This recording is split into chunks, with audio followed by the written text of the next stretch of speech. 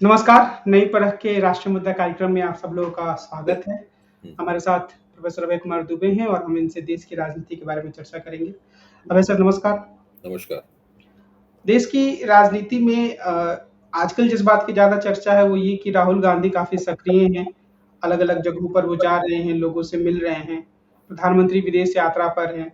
तो एक नैरेटिव बनाने की कोशिश हो रही है या नैरेटिव बन रही है कि विपक्ष के नेता ज़्यादा सक्रिय हैं और सत्ता पक्ष काफ़ी रक्षात्मक मुद्रा में है। क्या इस तरह की विश्लेषण से या इस तरह की व्याख्या से आप सहमत हैं? देखिए, सत्ता पक्ष फँसा हुआ है। मैं ये तो नहीं कहूँगा रक्षात्मक मुद्रा में है।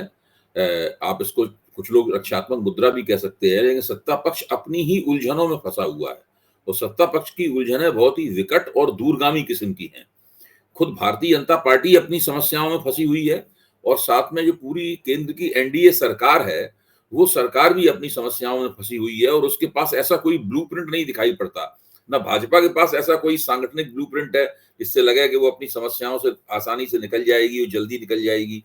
एनडीए सरकार के पास भी ऐसा कोई नीतिगत ब्लूप्रिंट हमें नहीं दिखाई पड़ता कि वो अपनी समस्याओं से निकल जाएगी। शायद बजट जब 27 जुलाई को बजट या 23 जुलाई को बजट आएगा, उसके बाद हो सकता है कि ऐसा लगे कि उनके पास कोई ब्लूप्रिंट है। अभी तक कम से कम सामने नहीं आया है। ऐसी इसकी परिस्थिति में जब लोग इसका मुकाबला करते हैं कि विपक्ष किस तरीके से काम कर रहा है, तब लोगों को ये देखकर सुखद आश्चर्य होता है कि विपक्ष काफ़ी सक्रिय है। न केवल राहुल गांधी सक्रिय हैं, बल्कि विपक्ष के अन्य नेता भी सक्रिय हैं। आप देखिए पूरे महाराष्ट्र में इस वक़्त चुनाव की पेशबंदी चल रही है और उसमें जो महाविकास अघाड़ी के नेता हैं, शरद पवार और दूसरे नेता, वो काफ़ी सक्रिय हैं। इधर पश्चिम बंगाल से ममता बनर्जी भी महाराष्ट्र के नेताओं से मुलाकात कर रही हैं, वो भी सक्रिय हैं। उत्तर प्रदेश में अखिलेश यादव और कांग्रेस मिलकर जो 10 विधानसभाओं के उपचुनाव होने वाले हैं, उसके लिए रणनीति तैयार कर रहे हैं, उसकी पूरी चर्चा चल रही है, वो भी सक्रिय हैं। और विपक्ष के पास एक राष्ट्रीय नेता है, उस राष्ट्रीय नेता का नाम है राहुल गांधी, जिनकी छवि किसी एक प्रदेश तक सीमित नहीं है। जहां-जहां कांग्रेस मजबूत हालत में है, वहां तो है ही उनकी छवि, लेकिन जहां कांग्रेस मजबूत हालत में नहीं है, वहां भी राहुल गांधी का प्रभाव है और उनके लेनदार लोग हैं, लोग उन्हें देखना चाहते हैं, सुनना चाहते हैं, ऐसी परिस्थिति बन गई है। और राहुल गांधी इसीलिए पूरे देश की यात्राएं कर रहे हैं। तो अपने आप में नजारा बिल्कुल स्पष्ट हो जाता है, इंडिया गठबंधन के पास केवल एक ही राष्ट्रीय नेता है। भले ही इस बात को मंच से न कहा जाए, लेकिन व्यवहारिक स्थिति मुझे तो यही दिखती है कि और कोई ऐसा नेता नहीं है। अब देखिए, इंडिया गठबंधन के इतने नेता हैं, और कोई तो मणिपुर जाता नहीं है, है? और कोई तो असम बाढ़ पीड़ितों के हालात जानने के लिए जाता नहीं है, और कोई तो हाथरस जो भगदड़ में पैरों से कुचल गई और महिलाएं और बच्चे उस बाबा के सत्संग में, वहां तो कोई जाता नहीं है, केवल राहुल गांधी ही जाते हैं। इसलिए जाते हैं कि राहुल गांधी न केवल राष्ट्रीय नेता हैं, बल्कि उनके अंदर बड़ी प्रबल इच्छा भी है कि उनको राष्ट्रीय नेता के रूप में स्वीकार किया जाए। उनकी इच्छा कमोबेश पूरी भी हो चुकी है, जनता ने उनको राष्ट्रीय नेता के रूप में स्वीकार कर लिया है। और मैं तो ये मानता हूं कि पिछले पूरे भारत जोड़ो यात्रा से लेकर अभी तक चुनाव की मुहिम के दौरान और चुनाव परिणामों के बाद में जिस व्यक्ति का सितारा सबसे ज्यादा बुलंद हुआ है, वो राहुल गांधी है। उनकी जो खूबियां खामियां हैं वो हम लोग जानते हैं, सभी लोग जानते हैं उनकी खूबियां खामियां। लेकिन पिछले दिनों अगर खूबियां और खामियों का संतुलन देखा जाए, समीकरण देखा जाए, तो आप पाएंगे कि उसमें खूबियां बढ़ती जा रही हैं और खामियां सिकुड़ती जा रही हैं। राहुल गांधी में ये नजर सामने आता है। एक जो विश्लेषण जो पिछले साल मुझे याद है आपने किया था कि नरेंद्र मोदी के 10 वर्षों की सफलता ये है कि जो उद्योगपति हैं, जो पूंजीपतियों का जो एक पूरा तबका है, वो उनको अपना नेता मानता रहा है, उसे उनसे कोई दिक्कत नहीं है। लेकिन अब अभी कुछ घटनाएँ घटी, जैसे मुकेश अंबानी सोनिया गांधी के यहाँ गए, ममता बनर्जी ने कल बयान दिया कि मैं तो नहीं जाना चाहती थी उनके बेटे के विवाह में, उन्होंने इतना अनुरोध किया कि मुझे जाना पड़ा। मैं सुबह आज खबर पढ़ रहा था कि लालू प्रसाद यादव अपने परिवार के साथ जा रहे हैं या उनके परिवार के काफ़ी सारे सदस्य जा रहे हैं। तो क्या इसे हम एक बदलाव के रूप में देखें या एक निजी घटना है, इसे उसी रूप में हमें पढ़ना चाहिए? देखिए, नरेंद्र मोदी को कॉरपोरेट पूंजी द्वारा एकमात्र नेता मानने का समय 10 साल तक चला और 10 साल तक तो लगभग ऐसी स्थिति थी कि विपक्ष को इस बात की, कारपोरेट सरबराहों को इस बात की कोई चिंता नहीं थी कि विपक्ष का नेता कौन है, क्या है। और वो थोड़ा राहुल गांधी से, क्योंकि राहुल गांधी लगातार जब अदानी अंबानी के ऊपर हमला करते थे, तो या क्रोनी कैपिटलिज्म के ऊपर हमला करते थे, तो इस तरह की छवि बनती थी कि वो दरअसल पूंजीपतियों के ही खिलाफ है, जबकि ऐसी बात नहीं थी। और भाजपा भी उसका इस तरह के प्रचार करती थी कि ये तो पूंजीपतियों के ही खिलाफ है और पूंजीपति भी देश की सेवा कर रहे हैं, वगैरह वगैरह, इस तरह की बात की जाती थी। लेकिन अब इस चुनाव परिणाम से उनकी समझ में आ गया है कि भाई अब ये राजनीति एक तरफा नहीं रही, और कभी भी ऐसा हो सकता है, 2-2.5 साल के अंदर ऐसा हो सकता है। उनको ये भी दिख रहा है कि अभी जो विधानसभा के चुनाव होंगे उसमें भाजपा अपेक्षाकृत विपक्ष ज्यादा मजबूत है, विपक्ष के उन चुनावों को जीतने की संभावना ज्यादा है भाजपा के मुकाबले। ये सब भी उन्हें दिखाई पड़ रहा है। और अभी ये साल निकल जाएगा, अगले साल के 5 चुनाव, मतलब कुल मिलाकर जो 5-6 चुनाव होंगे, कश्मीर के चुनाव को भी अगर इसमें जोड़ लिया जाए, तो विपक्ष अच्छा प्रदर्शन करेगा उन चुनावों में। और ममता बनर्जी ने तो पश्चिम बंगाल में बता ही दिया है कि भारतीय जनता पार्टी की चुनौती इतनी मजबूत नहीं है जितनी मजबूत चुनौती भाजपा की दावेदारियों से और मीडिया द्वारा दिखाई जाती है। उन्होंने विधानसभा में भी जम के हराया बीजेपी को, और उन्होंने लोकसभा में भी उस अपनी सफलता को दोहरा दिया। तो ऐसी स्थिति में जो कारपोरेट शक्तियां हैं वो चाहेंगी कि उनके अंडे केवल एक ही टोकरी में न रहें, वो दोनों जगह अंडे रखेंगी। इसीलिए उन्होंने, जो इंडिया गठबंधन के नेता हैं, उनके परिवार हैं, अपने अपने बेटे की शादी में उन सबको जाके उन्होंने निमंत्रित किया है। कौन जाएगा कौन नहीं जाएगा, कितने लोग जाएंगे, ये सब अलग बातें हैं। महत्वपूर्ण बात यह है कि उन्होंने सब नेताओं को जाकर निमंत्रित किया है। जब उनकी बेटी की शादी हुई थी, ईशा अंबानी की शादी हुई थी, तब भी बहुत बड़े बड़े समारोह हुए थे। अभी तो कुछ ज्यादा ही बड़े समारोह हो रहे हैं, लेकिन उस वक्त भी कोई कमी नहीं छोड़ी गई थी शान शौकत भव्यता में और समारोहों की विविधता में। उसमें स्टार्स को बुलाना, नाच गाना वगैरह सब बहुत हुआ था। उसमें इस तरह की कोई खबर नहीं आई थी कि उन्होंने घूम घूम के विपक्ष के नेताओं को न्योता दिया हो। मुझे कम से कम याद नहीं आ रहा, अगर आपको याद आ रहा हो तो बताइए, ऐसा नहीं हुआ था। तो इसी से अंदाजा आप लगा सकते हैं कि परिस्थिति पूरी तरीके से बदल गई है। देखिए, कारपोरेट घरानों में सबसे ज्यादा नजदीक नरेंद्र मोदी के अगर कोई माना जाता है तो वो अदानी का घराना है, क्योंकि नरेंद्र मोदी के गुजरात के शासनकाल से ही उनका उत्थान शुरू हुआ। हालांकि बहुत पहले से वो जमे हुए थे। उनका इतिहास सन 85 से देखा जाता है अदानी का। और कांग्रेस के शासनकाल में भी, 10 साल के शासनकाल में भी अदानी को काफी लाभ हुआ था और अदानी का ग्राफ काफी उठा था। लेकिन उन्होंने जब से 2002 में, जब 2002 में नरेंद्र मोदी चुनाव जीत गए थे, उससे पहले जो मुसलमान विरोधी हिंसा हुई थी, उस मुसलमान विरोधी हिंसा में जब एसोचैम ने अपना प्रस्ताव गुजरात सरकार के खिलाफ पास करना चाहा, तो उसमें वहां खड़े होकर जिस व्यक्ति ने विरोध किया वो गौतम अदानी थे। उसके बाद से लोगों को पता चला कि ये नरेंद्र मोदी के कितने नजदीक है। उसके बाद फिर उनकी नजदीकियां तो उनका पूरा उस नजदीकियों के इतिहास का पूरा एक दस्तावेज भी बनाया जा सकता है। हम सब लोग कुछ कुछ उनके बारे में जानते भी हैं। तो वो सबसे ज्यादा नजदीक है। लेकिन मेरा मानना यह है कि अगर गौतम अदानी को भी लगा कि विपक्ष की केंद्र की सत्ता में वापसी हो सकती है, तो उन्हें भी अपनी निष्ठाएं बदलने में एक पल नहीं लगेगा। देखिए, उनका मुख्य मकसद तो अपना उद्योग चलाना है। अगर उन्हें लगा भाई नरेंद्र मोदी सत्ता को नहीं कायम रख सकते, तो फिर नरेंद्र मोदी के साथ उनके अच्छे संबंध बने रहेंगे, लेकिन मुख्य तौर पर तो जो सत्ताधारी हैं उनके साथ संबंध उन्हें बना के रखने हैं। एक पिछले 2-3 दिनों में ये बात आई है, हालांकि प्रधानमंत्री ने पहले ही बालक बुद्धि शब्द का इस्तेमाल कर दिया था, लेकिन पहले भारतीय जनता पार्टी ने कुछ कार्टून नुमा या व्यंग नुमा वीडियो जारी किया बालक बुद्धि करके राहुल गांधी पर। उसके बाद कांग्रेस की मीडिया सेल ने बैल बुद्धि करके काफी सारे वीडियो जारी किए प्रधानमंत्री नरेंद्र मोदी के संदर्भ में। कांग्रेस के नेताओं का कहना है कि ये जैसे को तैसा वाला जवाब है। बहुत सारे लोग मान रहे हैं कि ये विमर्श के स्तर को नीचे गिराने के रूप में है। आप इसे कैसे देखते हैं? भाई देखिए, अगर किसी को बालक बुद्धि कहा जाए तो उसका मतलब ये होगा कि भाई अभी इसका बौद्धिक विकास नहीं हुआ है। है। लेकिन बालक के बौद्धिक विकास की संभावना हमेशा खुली रहती है। अगर किसी को बैल बुद्धि कहा जाए, इसका मतलब ये इसका बौद्धिक विकास कभी नहीं होगा। तो नरेंद्र मोदी को बैल बुद्धि कहा गया है, इसका तो ये बहुत ज्यादा तगड़ा प्रहार है। राहुल गांधी को बालक बुद्धि कहा गया है, ये राहुल गांधी की बड़ी आलोचना नहीं है। बालक फिर भी मनुष्य है, लेकिन बैल तो पशु है। तो नरेंद्र मोदी को इस तरह बैल बुद्धि कहा गया है। मुझे लगता है कि ये तुर्की बतुर्की अच्छा जवाब है। ये डिस्कोर्स के स्तर को गिराने वाली बात नहीं है।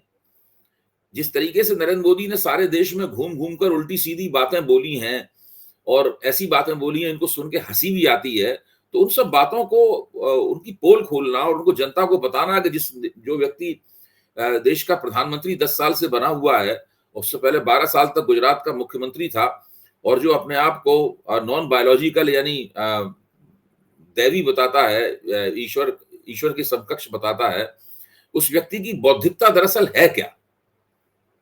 मतलब नरेंद्र मोदी जिस विश्वास के साथ वो छत पे चढ़कर पूरे 10 साल तक लोगों को, सारे देश को उपदेश देते रहे, कभी मन की बात के रूप में, कभी हर चीज, हर व्यक्ति के, वैज्ञानिकों की सभा हो उसके अंदर भी वो उपदेश देने की मुद्रा में पेश होते थे, जैसे उन्हें बहुत ज्यादा विज्ञान वगैरह के बारे में मालूम है। तो ऐसे व्यक्ति का जो बौद्धिक पोल खाता है उसको तो स्पष्ट करना ही चाहिए। ये माना जा रहा है कि उत्तर प्रदेश की राजनीति में शांतिपूर्ण तरीके से ही काफी कुछ पक रहा है, कुछ परिवर्तन की संभावनाएं भी हो सकती हैं। मेरा आपसे सवाल ये है कि क्या सच में हम ऐसा मान सकते हैं कि एक मुख्यमंत्री के रूप में योगी आदित्यनाथ का ग्राफ नीचे जा रहा है, या ये भी एक तरह की छवि बनाई जा रही है? देखिए, चूंकि उत्तर प्रदेश से अच्छे चुनावी नतीजे निकाल रही थी बीजेपी, इसलिए मेरी इस बात पर किसी ने ध्यान नहीं दिया और दूसरे समीक्षकों की बात पर ध्यान नहीं दिया कि उत्तर प्रदेश में भारतीय जनता पार्टी के सत्ता का जो चरित्र था वो बहुकेंद्रीय था। मैं ये मानता हूं, हमेशा से रहा। जब 2017 में आदित्यनाथ जी को मुख्यमंत्री बनाया गया तो वो मुख्यमंत्री थे, जाहिर है सत्ता का वो एक सत्ता का केंद्र तो वही होना चाहिए उन्हें, लेकिन ऐसा कभी नहीं रहा कि वो अकेले कभी सत्ता के केंद्र रहे हो उत्तर प्रदेश में। 2022 में फिर वो मुख्यमंत्री बन गए, लेकिन ऐसा कभी भी नहीं रहा कि वो अकेले सत्ता के केंद्र बने रहे हो। अब मैं बताता हूं आपको, जब वो मुख्यमंत्री बने थे उसी के बाद से राष्ट्रीय स्वयंसेवक संघ द्वारा सुनील बंसल वगैरह की वहां पर नियुक्ति की गई। जो मुख्यमंत्री कोई भी मीटिंग लेते थे या प्रेस कॉन्फ्रेंस कुछ भी करते थे, वो बगल में कुर्सी डाल के बैठते थे और लगातार मुख्यमंत्री का जो प्रदर्शन होता था वहां पर मीटिंग में या प्रेस कॉन्फ्रेंस में, उसको प्रभावित करते थे और उनको बताते थे कि आपको ऐसा ऐसा करना चाहिए। वो एक सत्ता का केंद्र था और वो ठेके किसको देने हैं, क्या होना है, क्या नहीं होना है, ये सारी बातें उनके जरिए होती थी। सत्ता का दूसरा केंद्र अमित शाह रहे हमेशा उत्तर प्रदेश में। अमित शाह ने दोनों उप मुख्यमंत्री बनाए, हमेशा आदित्यनाथ जी के साथ 2 उप मुख्यमंत्री रहे और दोनों उप मुख्यमंत्री सत्ता के अलग से केंद्र रहे। तीसरा सत्ता का केंद्र था पीएमओ। तो वो भी एक, जैसे कि वो लोग ऐसे, उन्होंने एक शर्मा जी को वहां भेजा जो कि वरिष्ठ आईएएस अफसर थे, नरेंद्र मोदी के नजदीक थे। उनको सत्ता का एक केंद्र बनाने की कोशिश की, आग्रह किया गया कि आप इन्हें गृह मंत्री बना दीजिए। वो नहीं बना पाए, नहीं बनाया उन्होंने, लेकिन पूरी बहुत कोशिश की गई करने की। तो उत्तर प्रदेश की सत्ता किस तरीके से संपूर्णता आदित्यनाथ जी के हाथ में न रहे, इसकी लगातार कोशिश होती रही है।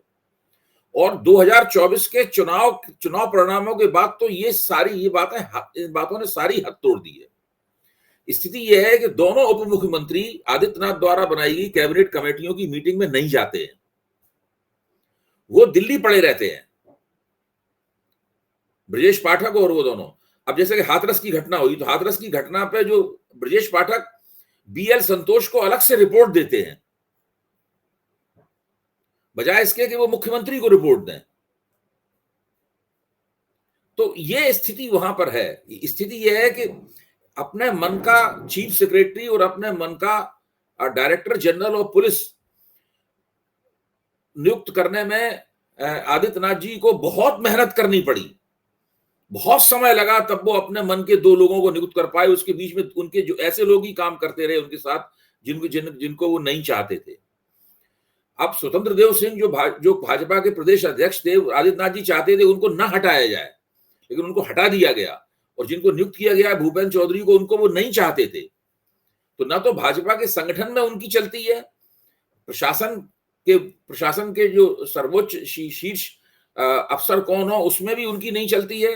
और लोकसभा का टिकट देने के मामले में उन्होंने 80 में से 12 टिकट मांगे थे कि 12 टिकट हमारी मर्जी की दे दिए जाएं। तो शुरू में धीरे धीरे करके 10 टिकट तो काट दिए गए उनके, फिर बाद में 2 टिकटों के ऊपर वो टिक गए, जिसमें एक गाजियाबाद का टिकट भी था जनरल वीके सिंह का, उनको भी टिकट नहीं दिया गया, बाकी 2 टिकट भी दिए गए। ये उत्तर प्रदेश का मुख्यमंत्री जिसको बुलडोजर बाबा कहा जाता है, जो मोदी योगी की जोड़ी के रूप में इसकी छवि का प्रचार किया जाता है, कश्मीर से कन्याकुमारी तक हर जगह उनको भाषण देने के लिए भेजा जाता है, उसके कहने पर आला कमान ने एक भी उत्तर प्रदेश में टिकट नहीं दिया। तो एक तरह से देखा जाए मुख्यमंत्री के रूप में ऐसे व्यक्ति को कहा जाएगा, मुख्यमंत्री के रूप में आला कमान ने उनको बिल्कुल ढक्कन बना के रख दिया, यानी कुछ भी नहीं है, आपके कहने से कुछ भी नहीं होता है ना। आप मुख्यमंत्री जरूर है इतने बड़े प्रदेश के, ना आप अपने मन के अफसर नियुक्त कर पाते हैं, ना अपने मन का आपका प्रदेश अध्यक्ष होता है, नहीं अपने मन के आप लोग विधानसभा में लोकसभा में टिकट दे पाते हैं। यहां तक कि हालत ये थी कि जब पंचायत चुनाव थे तो पंचायत चुनावों में जो कि जिसकी सैकड़ों टिकट उसमें बांटे जाते हैं पंचायत चुनाव में, वहां पे भी आदित्यनाथ जी को लगा कि मेरे मन के टिकट नहीं दिए जा रहे, तो सीधे जाकर उन्होंने प्रधानमंत्री से अलग से शिकायत की थी, भाई पंचायत चुनाव हो रहा है, हमें मुझे कोई पूछता ही नहीं है इसके अंदर। आप इससे अंदाजा लगाइए कि ये जो जमा हुआ संतोष है, जो धीरे धीरे करके जमा होता गया, उसी का परिणाम है कि लोकसभा चुनाव में उन्होंने एक अनमनी सी भूमिका उन्होंने निभाई। वो जगह जगह जाके भाषणबाजी करते रहे, लेकिन लोकसभा चुनाव जीतने के लिए जो उन्हें एक मुख्यमंत्री के तौर पर एक उत्साह दिखाना चाहिए था और दबाव देकर काम कराना चाहिए था, वो सब उन्होंने नहीं किया।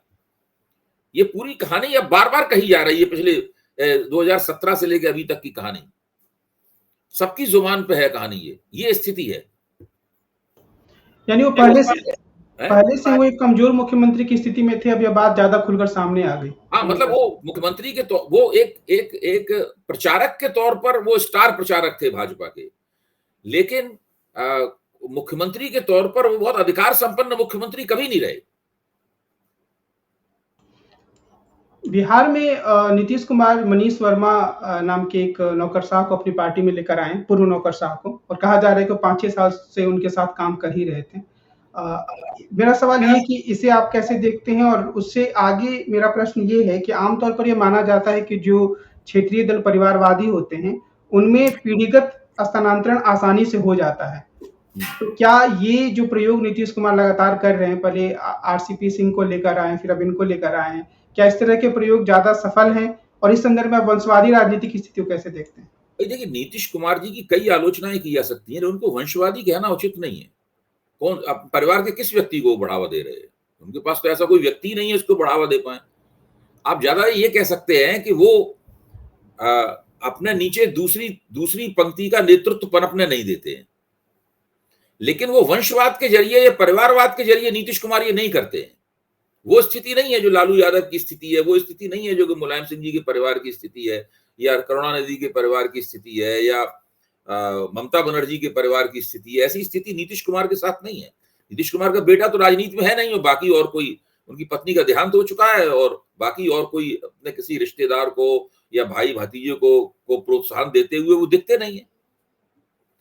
तो परिवारवादी वंशवादी नहीं है, लेकिन उनका ये आग्रह जरूर है कि जब तक वो चाहेंगे तब तक वो मुख्यमंत्री रहेंगे, और वो अपने नंबर 2 को अपने बदलते रहते हैं लगातार। उनका नंबर 2 स्थायी नहीं रहता है। जिस व्यक्ति की, चाहे ललन सिंह हो या कोई और हो, एक जमाने में प्रशांत किशोर के बारे में माना जाता कि वो उनके नंबर 2 रहेंगे, तो नंबर 2 उनका जो है वो लगातार एक नहीं रहता है। ये स्थिति जरूर है उनकी।